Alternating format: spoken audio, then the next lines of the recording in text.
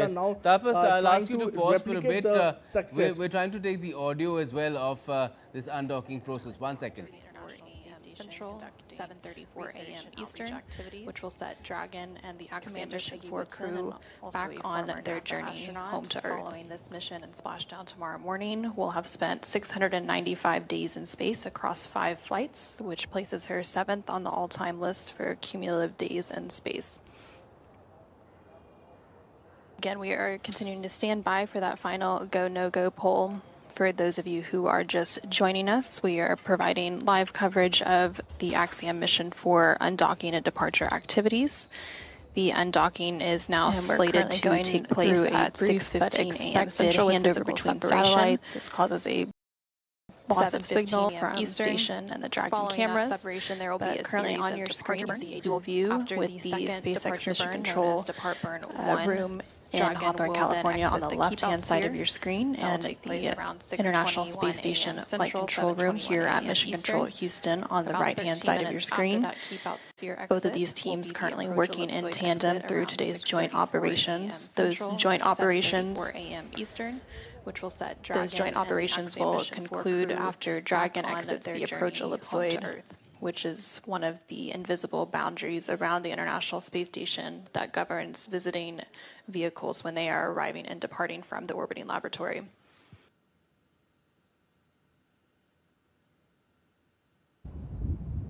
So there you saw how it's a tandem sort of a process that is being conducted from 2 different sources there on Earth, whereas there are of course the astronauts who are there in the capsule which is undocking from the space station. Let me bring in Lieutenant General Anil Bhatt, retired in this broadcast as well. He has been DG Indian Space. He's DG Indian Space Association, so sort of representing the Indian space industry as well.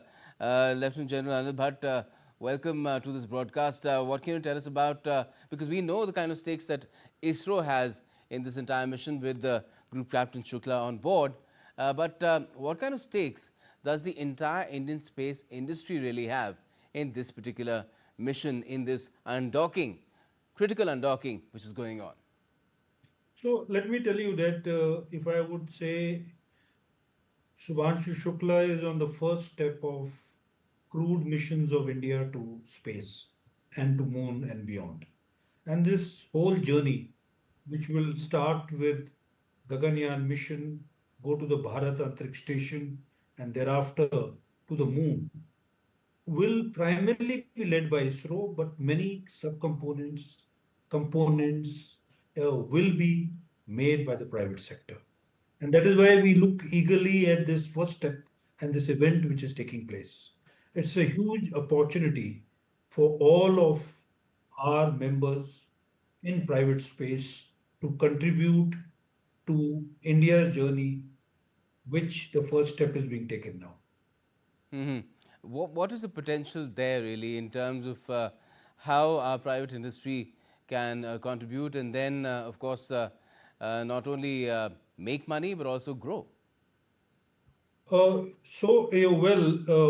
far as outer space and crewed missions go, today it is not about making money. It is about exploratory science, about doing things for the nation in the future. But yes, uh, Money has to be made give for to be able to opportunities do to the those private things. sector to grow. And in future, when we do land on the moon or we have international space stations, there would be opportunities for manufacturing, there would be opportunities for tourism, there would be opportunities for experiments in microgravity, and many other such opportunities. Yes, and in terms of space as you know, uh, if I were to borrow a term from Star Trek, it was termed the final frontier there. Now there's some debate on what the final frontier is because we have artificial intelligence also evolving very quickly. But still, the kind of opportunity that this represents, the opportunity in space that represents, how do you see it in terms of where it can take the human race?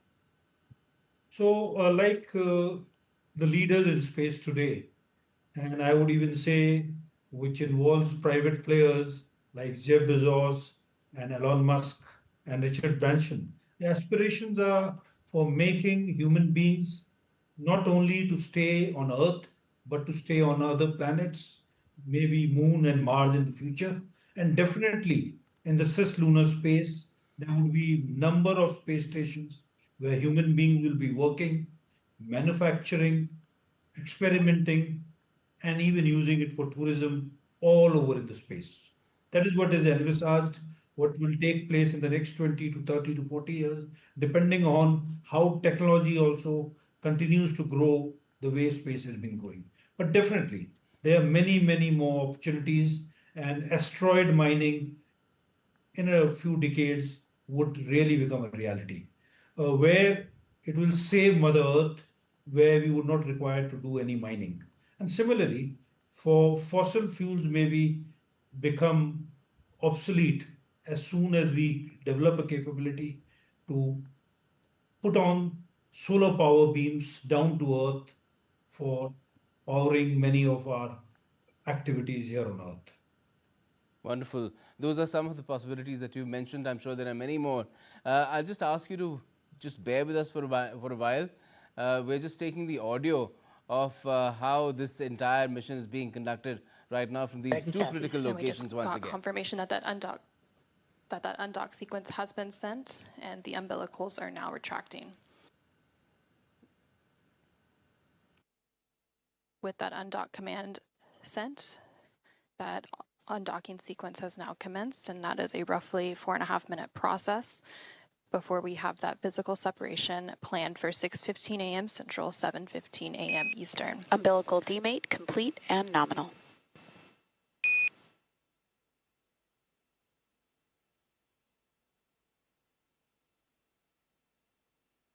And we have confirmation that those umbilicals have demated or detached from the space station, and the first set of hooks is now traveling. Again, there are 2 sets of 6 hooks for a total of 12 hard capture hooks that have to unlatch and drive open.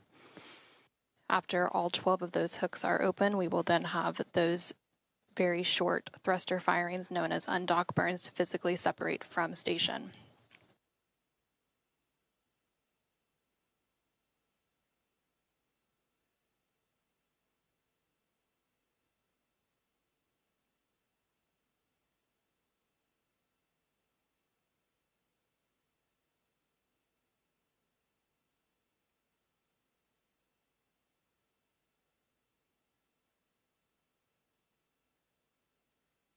We're now just over 1 minute into that undock sequence. Again, that sequence takes about 4.5 minutes total, so about 3.5 minutes to go.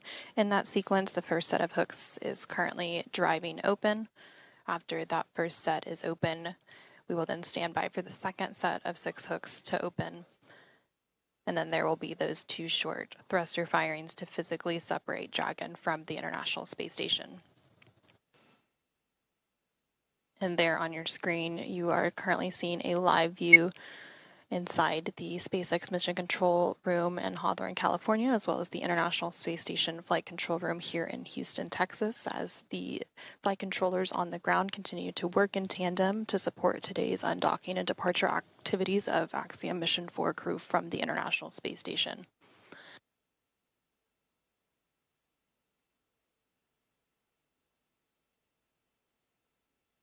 And we are currently in a handover period between satellites, which is why we don't currently have live views of Dragon from space station.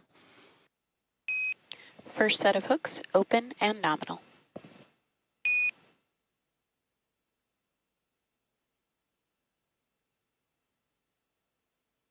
And we have confirmation that that first set of 6 hooks has now fully opened, and now the second set of 6 hooks is beginning to retract. After that second set of hooks opens, we will then have those short thruster firings and have physical separation.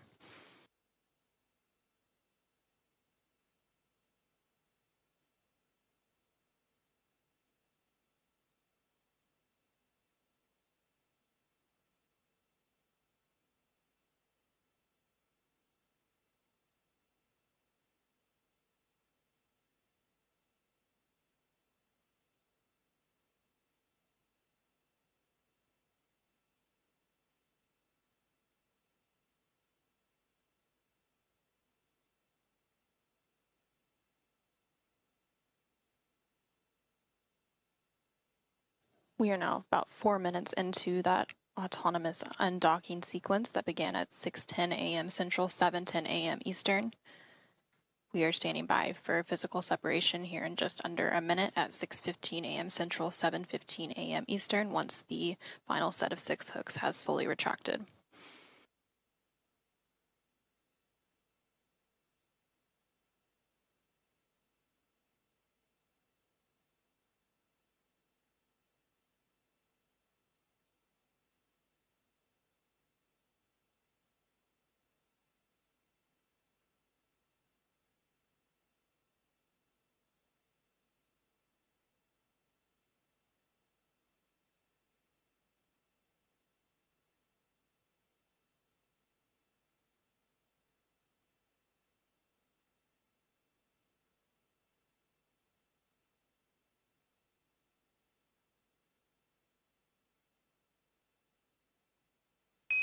All hooks now open and nominal.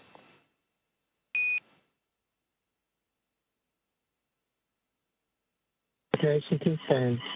And Dragon Grace has Dragon separation confirmed.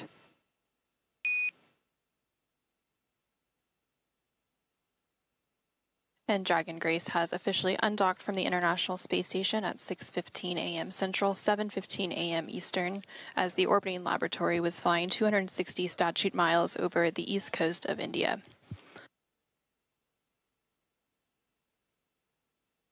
We also have confirmation that the first departure burn of the 4 departure burns is underway.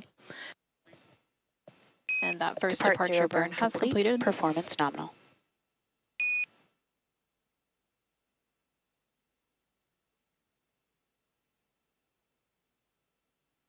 And then the next departure burn, depart burn 1, will take place in about 5 minutes.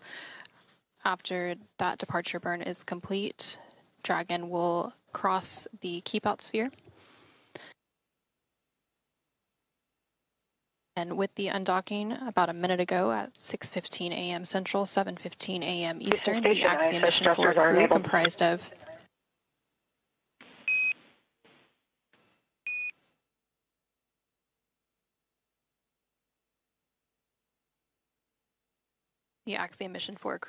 comprised of Peggy Whitson, Shubhanshu Shukla, Swavesh Uznansky-Vishnevsky, and Tibor Kampu have completed their 18-day stay aboard the International Space Station.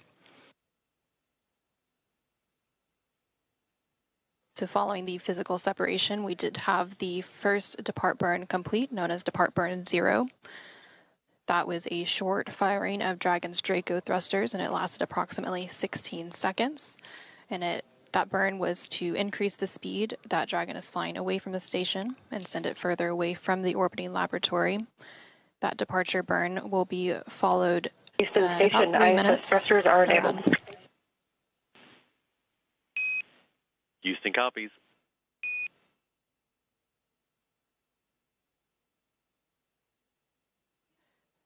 The depart burn 0 will be followed by the second departure burn in just about 3 minutes, around 6:20 a.m. Central, 7:20 a.m. Eastern, known as depart burn 1, and that will help move the spacecraft beyond the keep-out sphere.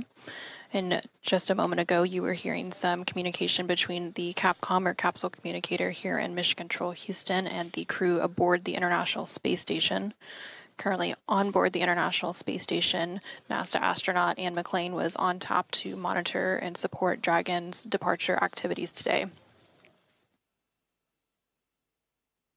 So once that second departure burn is completed in a couple of minutes from now, the Dragon and Axiom Mission 4 crew will move beyond the keep-out sphere, and the keep-out sphere is that invisible 200-meter line. AX4 crew wants to thank you very much for your support. You guys are amazing.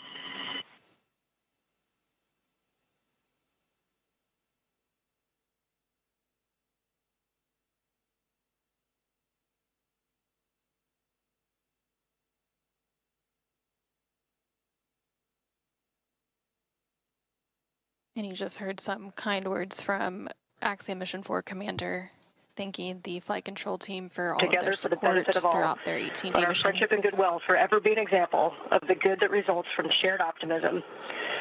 Axiom Axiom 4, Godspeed, and safe journey home to the best planet in the solar system.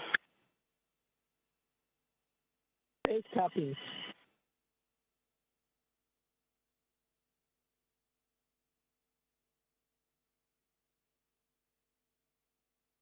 And some additional congratulatory and departure words from the International Space Station crew to the Axiom Mission 4 crew on board Dragon as it continues its departure from the International Space Station.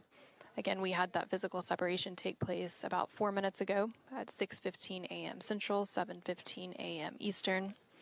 And we are standing by for the second in a series of 4 departure burns to take place in about 1 minute from now, and this will push the Dragon spacecraft and the Axiom Mission 4 crew beyond the keep-out sphere. That keep-out sphere is the invisible 200-meter line centered on the space station, and it is one of several safety zones set up to govern spacecraft arriving and departing from the space station. Before moving into the keep-out sphere, spacecraft have to be configured where they would not cross the imaginary boundary for at least 4 orbits, even if the spacecraft lost all maneuvering.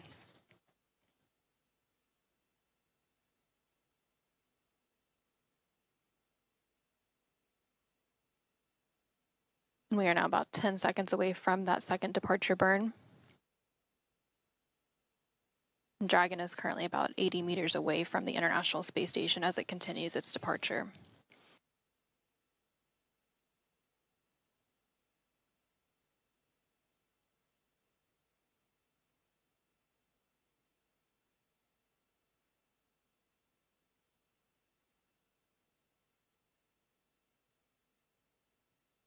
And depart burn 1, again, that second departure burn in a series of 4 is now underway, and it'll last about 20 seconds.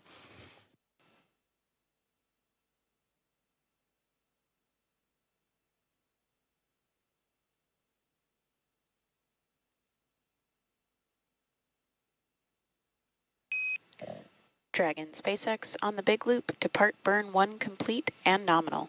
You are go to DOF suits per procedure 4.012.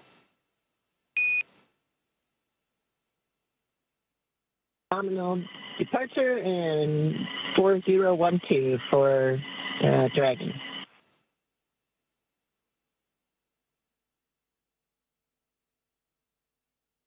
And we just had confirmation there that that second departure burn, known as depart burn 1, has completed, and it was executed as expected. The crew is now going to start doffing or removing their spacesuits and getting settled in for their 22.5-hour journey back to Earth, again with that splashdown targeted for tomorrow morning, July 15th, off the coast of California. And as a reminder, just like during its approach to the International Space Station, Dragon's departure and deorbit is designed to be fully autonomous, requiring no action from the crew on board. However, unlike Dragon's arrival, there are no hold points during the departure sequence, therefore it takes a lot less time to leave the vicinity of the space station than to arrive.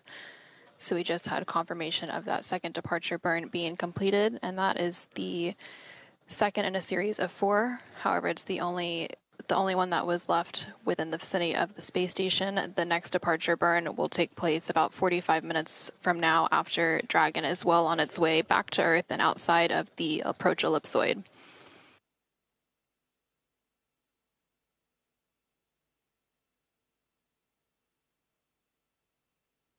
Dragon is now about 195 meters away from the International Space Station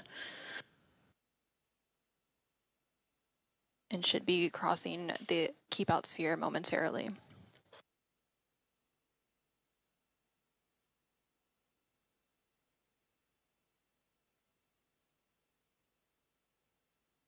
And we just heard confirmation that Dragon has exited the keep-out sphere. Again, the keep-out sphere is an invisible 200-meter line centered on the space station. It's one of several safety zones set up to govern spacecraft arriving and departing from the International Space Station. While spacecraft are inside the keep-out sphere, they have to be configured where they would not cross into the imaginary boundary for at least 4 orbits, even if the spacecraft lost all maneuvering. So what we've just seen and heard are some critical moments of that undocking of the Dragon capsule, which is carrying the astronauts, including Group Captain Shubhanshu Shukla, India's Shubhanshu Shukla, back to Earth. They've just begun a 22.5-hour journey. They are out of the keep of space of the International Space Station, which basically means that after 2 burns, one the 0 and the second, which is the first burn, they have attained a distance of over 200 meters away from the ISS, which is a safe distance, and now they can commence their journey back to Earth. 2 more burns will be involved, as the lady announced there. The next one in about 45 minutes from now.